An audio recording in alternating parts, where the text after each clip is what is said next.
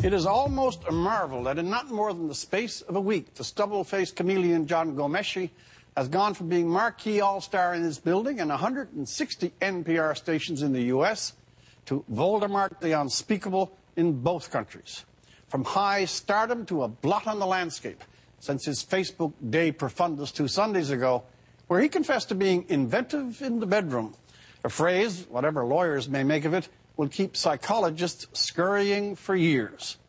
The contradictions between the persona and the person, they are too serious to be listed as ironies, between the sensitive, over-the-hill hipster tweeting his wish on International Women's Day that women should rule the world, and boasting, dear God, of having been a woman studies student in college, to the flood of accusations of now being a serial harasser abuser, these contradictions are vast. Now, in the area of any criminal guilt, all this grand mess will be, as it should be, determined in the courts if he ever gets charged.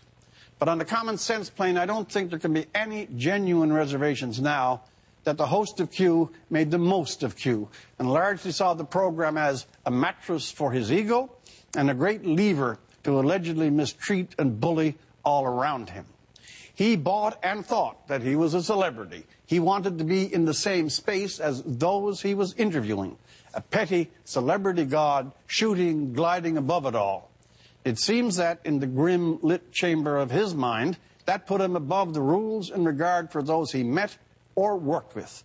For the record, there is no more empty, mindless status than celebrity, but it has its force.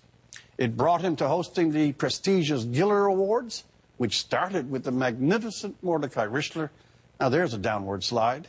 They also hosted Canada Reads, so why the epicure of indie bands and graduate of Moxie Fruvus should be frontman for Canadian letters was and is a riddle to which only his tendentious fame is the key.